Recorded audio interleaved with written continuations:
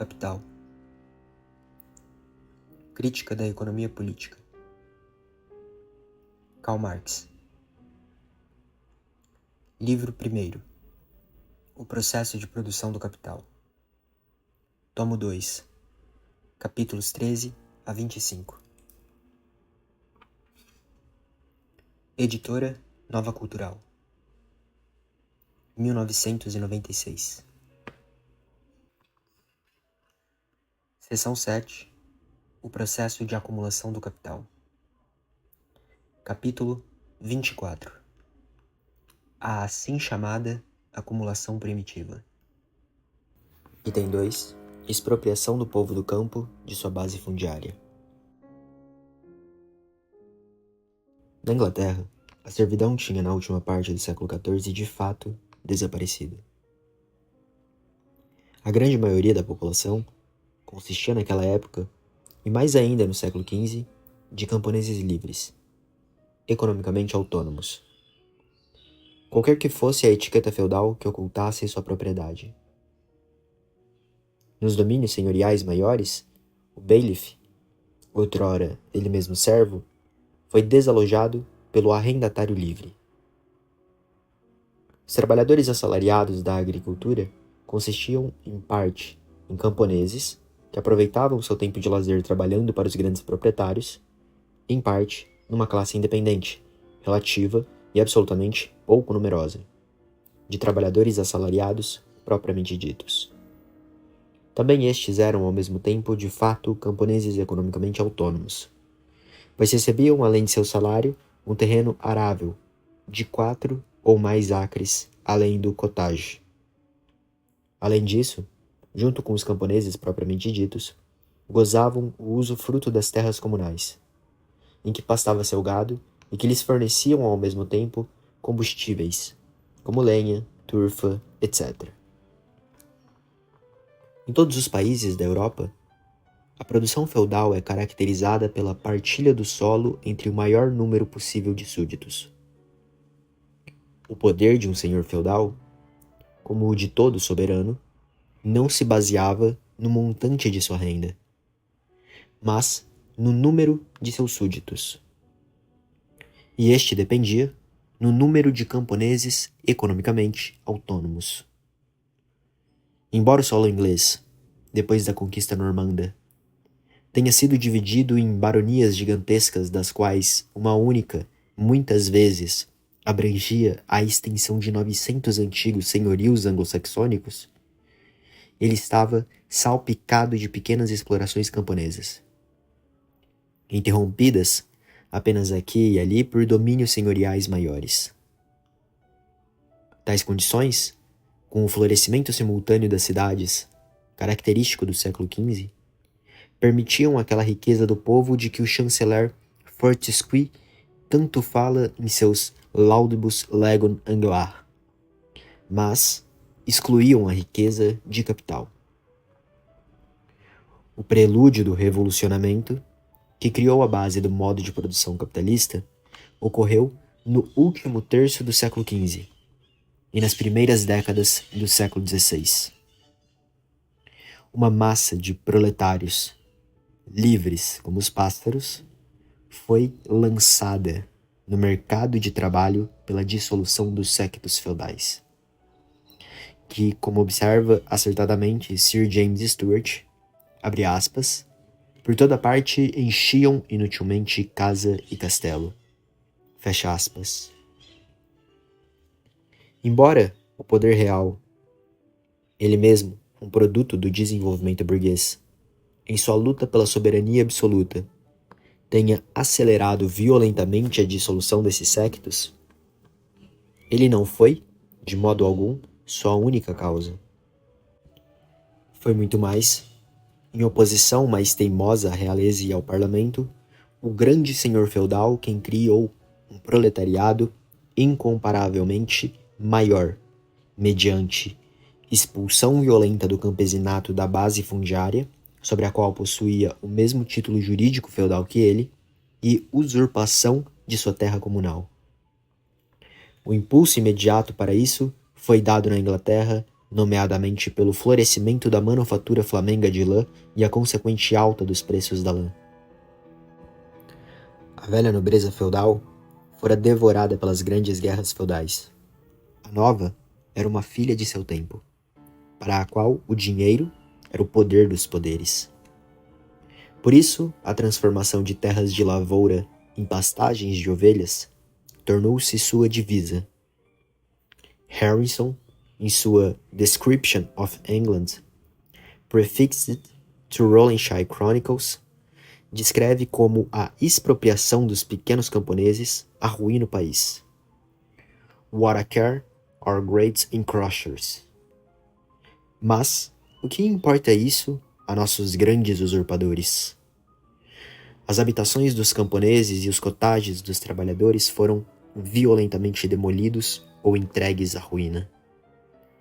Consultando, diz Harrison, abre aspas, os inventários mais antigos de cada domínio senhorial, ver-se-á que desapareceram inúmeras casas e pequenas explorações camponesas, que o campo alimenta muito menos gente, que muitas cidades decaíram, ainda que algumas novas floresçam. De cidades e aldeias que foram destruídas para dar lugar a pastagens de ovelhas e onde ficaram apenas as casas senhoriais, eu poderia dizer algo. Fecha aspas. As queixas daquelas antigas crônicas são sempre exageradas, mas ilustram exatamente como a revolução nas condições de produção impressionou os próprios contemporâneos.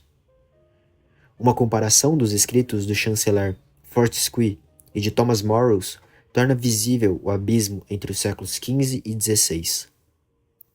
De sua idade de ouro, a classe trabalhadora inglesa caiu sem transição, como Torrent diz acertadamente, à Idade de Ferro. A legislação aterrorizou-se com esse revolucionamento. Não tinha chegado aquele ápice da civilização em que a wealth of the nation, isto é, a formação do capital e a exploração inescrupulosa e o empobrecimento da massa do povo é considerada o píncaro de toda a sabedoria de Estado. Em sua História de Henrique VII, diz Bacon, abre aspas, naquele tempo, 1489, aumentaram as queixas sobre a transformação de terras de lavoura em pastagens, para a criação de ovelhas, etc.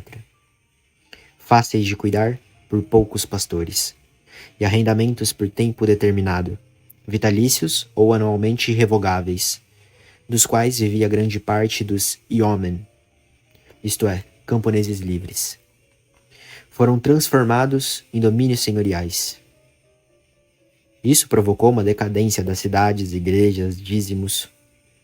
Na cura desse mal, a sabedoria do rei e do parlamento naquela época foi admirável. Tomaram medidas contra essa usurpação despovoadora das terras comunais, depopulation enclosures, e a exploração pastoril despovoadora, depopulation pasture, que lhe seguia as pegadas. Fecha aspas.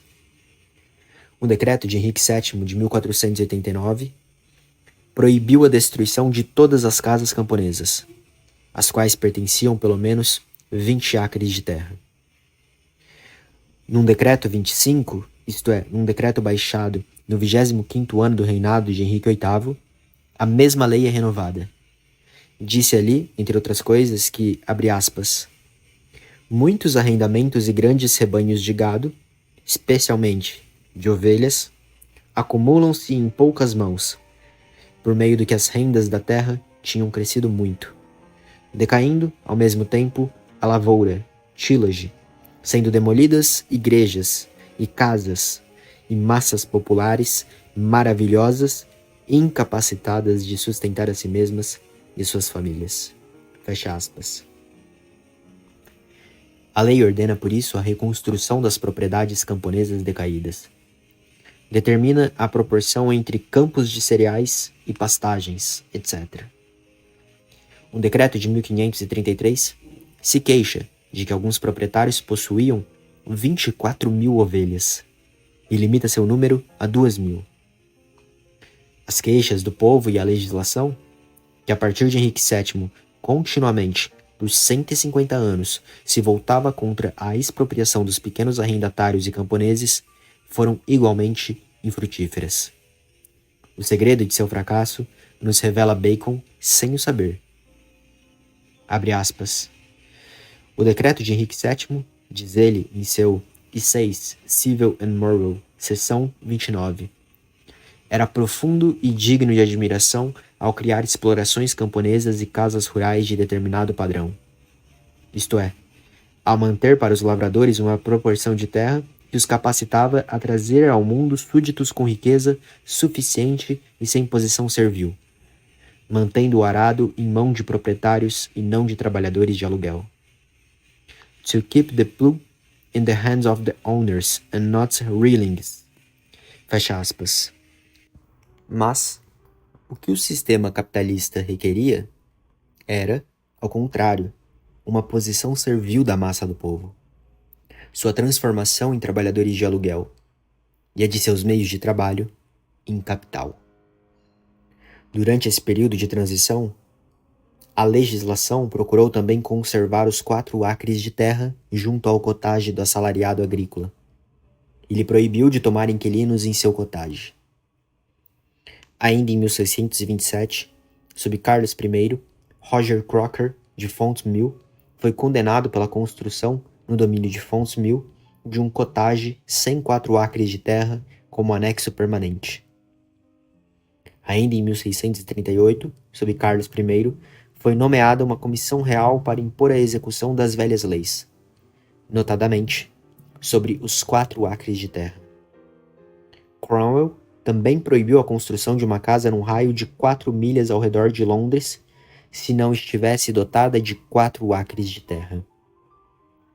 Ainda na primeira metade do século XVIII, fazem-se queixas quando o cottage do trabalhador agrícola não tem como complemento 1 ou 2 acres. Hoje ele está feliz quando ela é dotada de um jardinzinho, ou quando pode arrendar longe dela umas poucas varas de terra. Abre aspas. Senhores de terra e arrendatários, diz Dr. Hunter, agem nesse caso de mãos dadas. Poucos acres junto ao cottage tornariam um trabalhador demasiado independente. Fecha aspas. O processo de expropriação violenta da massa do povo recebeu um novo e terrível impulso no século XVI, pela reforma e, em consequência dela, pelo roubo colossal dos bens da Igreja. Na época da Reforma, a Igreja Católica era a proprietária feudal de grande parte da base fundiária inglesa. A supressão dos conventos, etc., lançou seus moradores na proletarização. Os próprios bens da Igreja foram, em grande parte, dados a rapaces favoritos reais, ou vendidos por um preço irrisório a arrendatários, ou a habitantes das cidades especuladoras, que expulsaram em massa os antigos súditos hereditários, juntando suas explorações. A propriedade, legalmente garantida a camponeses empobrecidos de uma parte dos dízimos da Igreja, foi tacitamente confiscada. Pauper ubique jacet, isto é, o pobre em toda parte subjugado, exclamou a rainha Elizabeth, após uma viagem através da Inglaterra. No 43º ano de seu reinado, foi forçado finalmente o reconhecimento oficial do pauperismo, mediante a introdução do imposto para os pobres. Abre aspas. Os autores dessa lei se envergonhavam de anunciar suas razões, e por isso, contra toda a tradição, trouxeram-na ao mundo sem nenhum preâmbulo, isto é, exposição de motivos. Fecha aspas.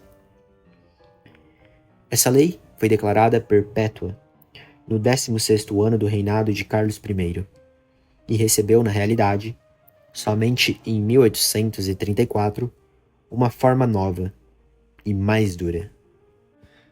Esses efeitos imediatos da reforma não foram os mais persistentes.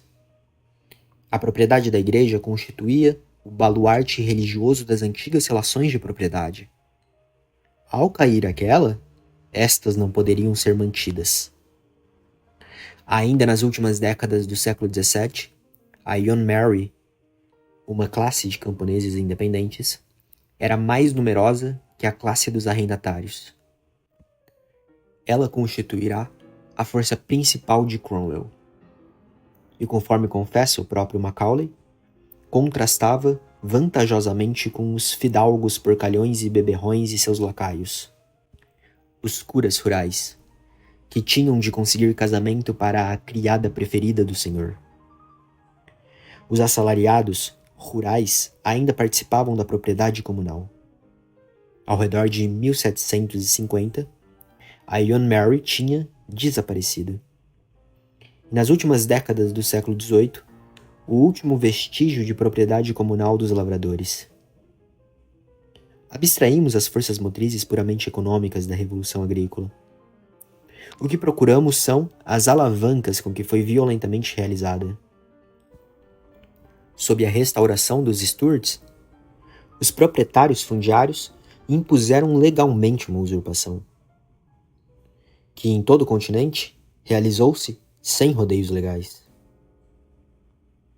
Eles aboliram a constituição feudal do solo, isto é, jogaram as obrigações que o gravavam sobre o Estado. Indenizaram, entre aspas, o Estado por meio de impostos sobre o campesinato e o resto da massa do povo. Vindicaram a moderna propriedade privada de bens, sobre os quais possuíam apenas títulos feudais. E outorgaram, finalmente, aquelas leis de assentamento, Laws of Settlement, que tiveram, mutatis mutandis, sobre os lavradores ingleses os mesmos efeitos que o Edito do Tártaro Boris Godunov sobre o campesinato russo. A Glorious Revolution, Revolução Gloriosa, trouxe com Guilherme III de Orange extratores de mais-valia fundiários e capitalistas ao poder. Inauguraram a nova era, praticando o roubo dos domínios do Estado, até então realizado em proporções apenas modestas, agora em escala colossal. Essas terras foram presenteadas, vendidas a preços irrisórios, ou, mediante usurpação direta, anexadas a propriedades privadas. Tudo isso ocorreu sem nenhuma observância da etiqueta legal. O patrimônio do Estado apropriado tão fraudulentamente, junto com o roubo da Igreja, na medida em que não sumiram durante a Revolução Republicana, formam a base dos atuais domínios principescos da oligarquia inglesa. Os capitalistas burgueses favoreceram a operação visando, entre outros motivos, transformar a base fundiária em puro artigo de comércio, expandir a área da grande exploração agrícola, multiplicar sua oferta de proletários livres como os pássaros, provenientes do campo, etc. Além disso, a nova aristocracia fundiária era a aliada natural da nova bancocracia, da alta finança, que acabava de sair da casca do ovo e dos grandes manufatureiros que então se apoiavam sobre tarifas protecionistas. A burguesia inglesa agiu assim em defesa de seus interesses tão acertadamente quanto os burgueses suecos, que ao contrário, junto com seu baluarte econômico, o campesinato, apoiaram os reis na recuperação violenta das terras da coroa em mãos da oligarquia. Desde 1604, mais tarde, sob Carlos X e Carlos XI. A propriedade comunal, inteiramente diferente da propriedade do Estado considerada acima, era uma antiga instituição germânica, que continuou a viver sob a cobertura do feudalismo.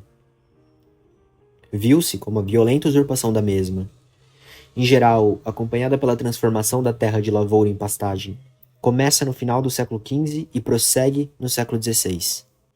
Mas então, o processo efetivava-se como ato individual de violência, contra a qual a legislação lutou em vão durante 150 anos. O progresso do século XVIII consiste em a própria lei se tornar agora veículo do roubo das terras do povo.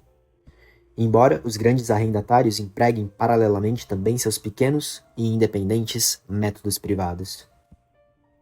A forma parlamentar do roubo é a das Bills for Enclosures of Commons, leis para o cercamento da terra comunal. Em outras palavras, decretos pelos quais os senhores fundiários fazem presente a si mesmos da terra do povo, como propriedade privada. Decretos de expropriação do povo. Sir F. M.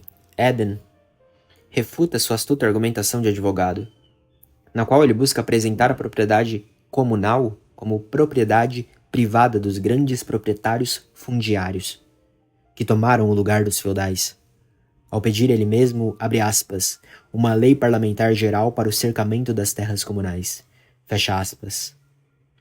Admitindo, portanto, que é necessário um golpe de Estado parlamentar para sua transformação em propriedade privada. Porém, por outro lado, solicitando da legislatura uma, abre aspas, indenização, fecha aspas, para os pobres expropriados. Enquanto o lugar dos yeomen independente foi tomado por tenants at will, arrendatários menores sujeitos a serem evictos em um ano, um bando servil e dependente do capricho do landlord, foi, ao lado do roubo dos domínios do Estado, sobretudo, o furto sistematicamente executado da propriedade comunal, que ajudou a inchar aqueles grandes arrendamentos, que no século XVIII eram chamados de arrendamentos de capital, ou arrendamentos de mercador, e a, abre aspas, liberar, fecha aspas, o povo rural como proletariado para a indústria. O século XVIII, entretanto, não chegou ainda a compreender, na mesma medida que o século XIX, a identidade entre riqueza nacional e pobreza do povo. Daí, portanto, a mais violenta polêmica na literatura econômica dessa época sobre o Enclosure of Commons. Eu cito do volumoso material que tenho à vista algumas passagens, porque assim as circunstâncias serão vislumbradas de modo mais vivo. Abre aspas. Em muitas paróquias de Hertfordshire, escreve uma pena indignada, 24 arrendamentos com 50 a 150 acres em média foram fundidos em 3 arrendamentos. Em Northamptonshire e Lincolnshire, tem predominado muito o cercamento das terras comunais, e a maioria dos novos senhorios surgidos dos cercamentos está convertida em pastagens. Em consequência, muitos senhorios não têm 50 acres sob o arado, onde anteriormente eram arados 1.500. Ruínas de antigas habitações, celeiros, estábulos, etc., fecha aspas, são os únicos vestígios dos antigos habitantes, abre aspas. Sem casas e famílias, em alguns lugares, foram reduzidas a 8 ou 10. Os proprietários fundiários, na maioria das paróquias, onde o cercamento somente se realizou há 15 ou 20 anos, são muito poucos em comparação com o número dos que lavraram a terra quando na condição de campo aberto. Não é nada incomum ver 4 ou 5 ricos criadores de gado usurparem senhorios recentemente cercados, que antes se encontravam em mãos de 20 a 30 arrendatários e outros tantos pequenos proprietários e moradores. Todos eles e suas famílias foram expulsos de suas posses, juntamente com muitas outras famílias que eram por eles ocupadas e mantidas. Fecha aspas. Não apenas terra em alqueire, mas frequentemente terra cultivada, mediante certo pagamento à comunidade ou em comum, sob o pretexto de cercamento, era anexada pelo landlord vizinho. Abre aspas. Eu falo aqui do cercamento de campos abertos e terras que já estão sendo cultivados. Mesmo os escritores que defendem os enclosures admitem que estes últimos aumentam o monopólio dos grandes arrendamentos, elevam os preços dos meios de subsistência e produzem despovoamento. E mesmo o cercamento de terras desertas, como empreendem agora, rouba aos pobres parte de seus meios de subsistência e incha arrendamentos que agora já são grandes demais. Se, Diz o Dr. Price, a terra cair nas mãos de alguns poucos grandes arrendatários, os pequenos arrendatários, antes designado por ele como uma multidão de pequenos proprietários e arrendatários que mantêm a si mesmos e a família com o produto das terras cultivadas por eles, com ovelhas, aves, porcos, etc., que criam na terra comunal, tendo, portanto, pouca oportunidade de comprar meios de subsistência, serão transformados em pessoas que terão de ganhar sua subsistência trabalhando para os outros, e que serão forçados a ir ao mercado para comprar tudo de que precisam. Será realizado, talvez, mais trabalho, porque há mais compulsão para isso. Cidades e manufaturas crescerão, pois mais pessoas que buscam emprego serão impelidas para elas. Essa é a forma como a concentração dos arrendamentos opera naturalmente e em que, neste reino, há muitos anos tem realmente operado. Fecha aspas. Ele resume assim o efeito global dos enclosures. Abre aspas. Ao todo, a situação das classes inferiores do povo tem piorado em quase todos os sentidos. Os pequenos proprietários fundiários e arrendatários são rebaixados à condição de jornaleiros e trabalhadores de aluguel. E, ao mesmo tempo, tornou-se mais difícil ganhar a vida nessa condição. Fecha aspas. Na realidade, a usurpação da terra comunal e a revolução da agricultura que a acompanhou tiveram efeitos tão agudos sobre o trabalhador agrícola que, segundo o próprio Eden, entre 1765 e 1780, seu salário começou a cair abaixo do mínimo e a ser complementado pela assistência oficial aos pobres. Seu salário, diz ele, abre aspas, bastava apenas para as necessidades vitais absolutas. Fecha aspas.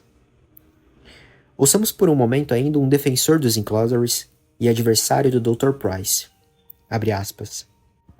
Não é correto concluir que haja despovoamento porque não se vê mais gente desperdiçando seu trabalho em campo aberto. Quando, depois da transformação dos pequenos camponeses em pessoas que têm de trabalhar para outros, mais trabalho é produzido, isso é uma vantagem que a nação, fecha aspas, a qual os transformados naturalmente não pertencem, abre aspas, deve desejar. O produto torna-se maior, quando seu trabalho combinado é empregado num arrendamento. Assim, é formado produto excedente para as manufaturas e, por meio deste, as manufaturas, uma das minas de ouro desta nação, serão multiplicadas em proporção ao quantum produzido de cereais. Fecha aspas. A estoica serenidade com que o economista político encara as violações mais desavergonhadas do sagrado direito de propriedade e os atos de violência mais grosseiros contra as pessoas, na medida em que sejam necessários para estabelecer a base do modo de produção capitalista, demonstra-nos, entre outros, este Sir F. M. Eden, que, além de tudo, apresenta matiz Tory e é filântropo. Toda a série de pilhagens, horrores e tormentos do povo que acompanham a violenta expropriação do povo do último terço do século XV até o fim do século XVIII leva-o apenas a confortável, entre aspas, reflexão final. Abre aspas. A proporção correta, due, entre terras para lavoura e para a criação de gado, tinha de ser estabelecida. Ainda no decorrer do século XIV e na maior parte do século XV, havia 1 acre de pastagem para 2, 3 e mesmo 4 acres de terra para lavoura. Em meados do século XVI, a proporção transformou-se em 2 acres de pastagem para 2 acres de lavoura. Mais tarde, 2 acres de pastagem para 1 acre de lavoura. Até que finalmente se estabeleceu a proporção correta, de 3 acres de pastagem para 1 acre de lavoura. Fecha aspas. No século XIX, perdeu-se naturalmente a lembrança da conexão entre lavoura e propriedade comunal. Sem falar dos tempos posteriores. Que fartem de indenização recebeu o povo do campo alguma vez pelos 3.511.770 acres de terra comunal que entre 1810 e 1831 lhes foram roubados e parlamentarmente presentados aos landlords pelos landlords. O último grande processo de expropriação dos lavradores da base fundiária é finalmente a assim chamada Clearing of States, clarear propriedades, de fato, limpá-las de seres humanos. Todos os métodos ingleses, até agora observados, culminaram no clarear. Como se viu pela descrição da situação moderna, na parte anterior, trata-se agora que já não há camponeses independentes para serem varridos, de clarear os cotages, de modo que os trabalhadores agrícolas já não encontram espaço necessário para suas moradias, nem mesmo sobre o solo que lavram. Mas o que o clearing of states significa em sentido próprio, vamos aprender apenas na terra prometida da moderna literatura de romance, na Alta Escócia. Lá o procedimento se distingue por seu caráter sistemático, pela grandeza da escala em que é executado com um só golpe. Na Irlanda, os senhores fundiários conseguiram varrer várias aldeias ao mesmo tempo. Na Alta Escócia, trata-se de áreas do tamanho de ducados alemães. E, finalmente, pela forma especial da propriedade fundiária usurpada. Os celtas da Alta Escócia constituíam clãs, cada um deles proprietário do solo por ele ocupado. O representante do clã, seu chefe ou grande homem, era apenas o proprietário titular desse solo, tal como a rainha da Inglaterra é a proprietária titular de todo o solo nacional. Quando o governo inglês conseguiu reprimir as guerras intestinas desses grandes homens e suas contínuas incursões nas planícies da Baixa Escócia, os chefes de clãs não renunciaram de modo algum a seu velho ofício de assaltante. Mudaram apenas a forma. Por conta própria, transformaram seu direito titular de propriedade em direito de propriedade privada. E como encontraram resistência por parte dos membros do clã, resolveram enxotá-los com violência direta. Abre aspas. Um rei da Inglaterra poderia, com o mesmo direito, lançar seus súditos ao mar. Fecha aspas. Diz o professor Newman. Essa revolução, que começou na Escócia depois do último levante do pretendente, pode ser seguida em suas primeiras fases com Sir James Stuart e James Anderson. No século XVIII, foi simultaneamente proibida a imigração dos gaélicos expulsos da terra, com o fim de impedi-los à força para Glasgow e outras cidades fabris.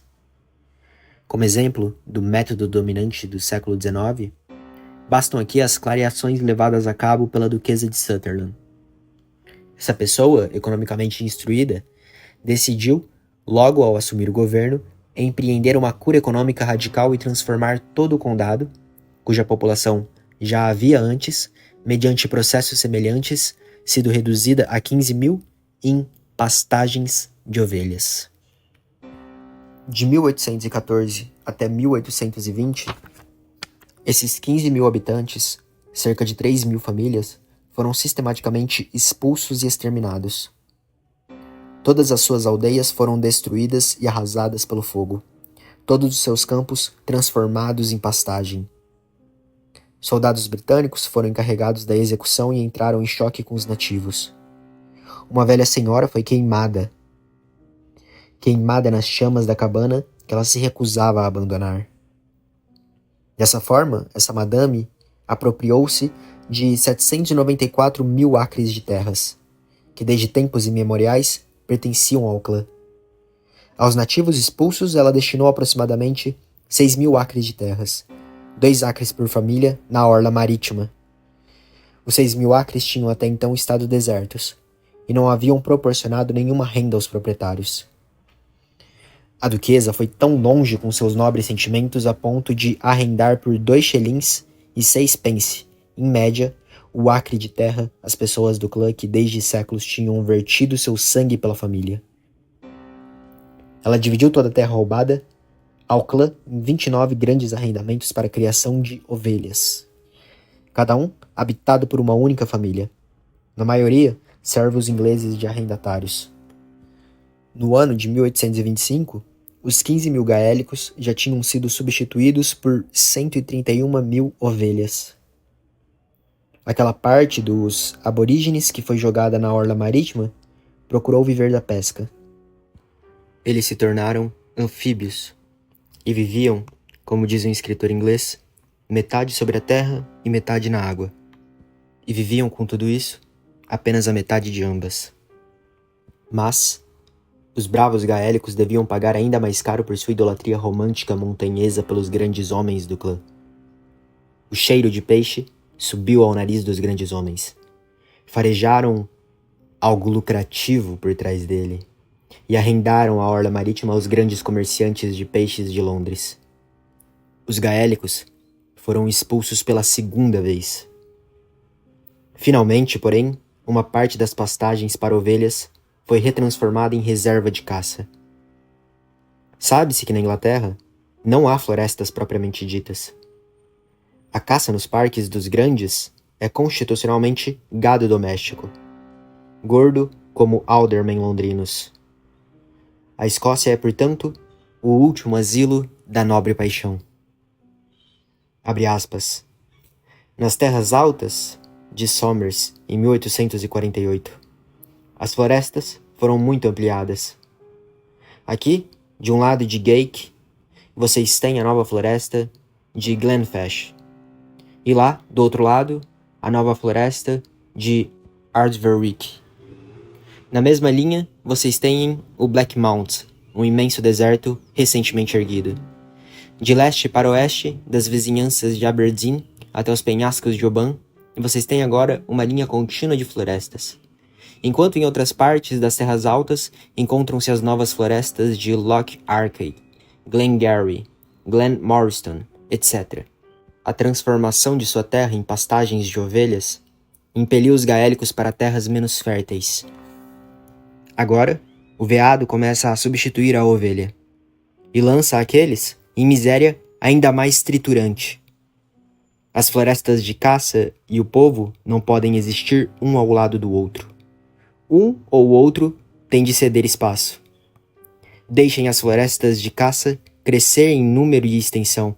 No próximo quarto de século, como no passado, e vocês já encontrarão nenhum gaélico sobre sua terra natal. Esse movimento entre os proprietários das terras altas deve-se, em parte, à moda, pruridos aristocráticos, paixão pela caça, etc. Em parte, porém, eles exercem o comércio da caça exclusivamente com um olho sobre o lucro. Pois é fato que uma área de terras montanhosas, convertida em reserva de caça, é, em muitos casos, incomparavelmente mais lucrativa do que em pastagem para ovelhas. O aficionado que procura uma reserva de caça limita sua oferta apenas pelo tamanho de sua bolsa. Foram impostos sofrimentos às terras altas que não são menos cruéis que aqueles impostos pela política dos reis normandos da Inglaterra. Os veados ganharam espaços mais livres, enquanto os seres humanos foram acossados em um círculo cada vez mais estreito. Uma liberdade atrás da outra foi sendo roubada ao povo. E a opressão ainda cresce diariamente. Clareação e dispersão do povo são seguidas como princípio inabalável pelos proprietários, como uma necessidade agrícola do mesmo modo que as árvores e os arbustos nas selvas da América e Austrália são varridas. E a operação segue sua marcha tranquila e comercial. Fecha aspas. O roubo dos bens da igreja, a fraudulenta alienação dos domínios do Estado, o furto da propriedade comunal, a transformação usurpadora e executada com terrorismo inescrupuloso da propriedade feudal e clânica em propriedade privada moderna. Foram outros tantos métodos idílicos da acumulação primitiva. Eles conquistaram o campo para a agricultura capitalista, incorporaram a base fundiária ao capital e criaram para a indústria urbana a oferta necessária de um proletariado livre como os pássaros.